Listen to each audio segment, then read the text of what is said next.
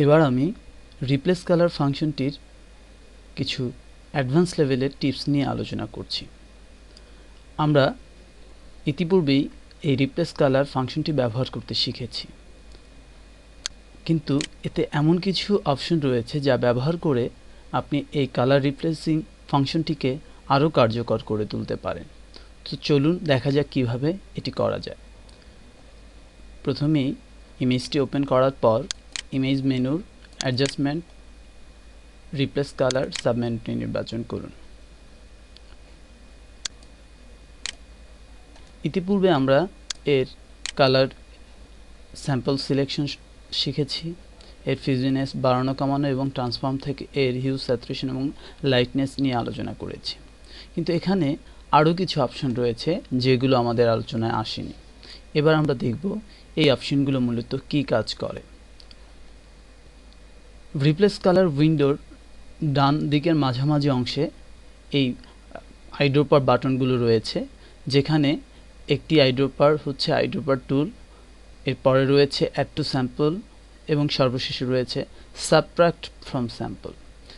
এই তিনটি আইড্রপারের তিন ধরনের কাজ করে থাকে। আমরা এই কাজগুলো দেখি। সাধারণত কোনো একটি স্যাম্পল কালার নেওয়ার জন্য এই আইড্রপার টুলটি ব্যবহৃত হয়। আমরা প্রথমেই আইড্রপার টুলটি ব্যবহার করে একটি স্যাম্পল কালার নিই। এখন আমরা মনে করছি যে আমার এই স্যাম্পলের কালার সাথে আরও কিছু স্যাম্পল কালার সংযোজন করতে, অর্থাৎ আমি চাচ্ছি যে এই কালারের পরিবর্তনের সাথে সাথে ঠিক একইভাবে আরও কিছু কালার এরিয়া পরিবর্তন হবে।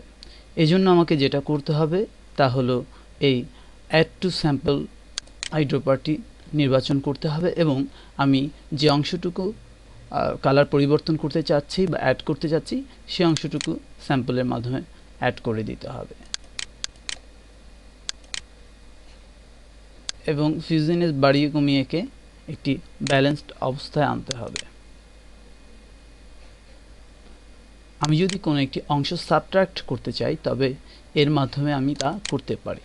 ধরুন আমি ব্ল্যাককে এখান থেকে সাবট্রাক্ট করে দেব, দেন আমি এটা এই টুল ব্যবহার করে করতে পারছি। এবার আমি যখন রং পরিবর্তন করব, এটি আমার এই যে দুটো স্যাম্পল নির্বাচন করলাম এই দুটো স্যাম্পলের উপর প্রয়োগ হচ্ছে। একটু লক্ষ্য করলেই আপনাদের কাছে ব্যাপারটি খুব সহজ মনে হবে।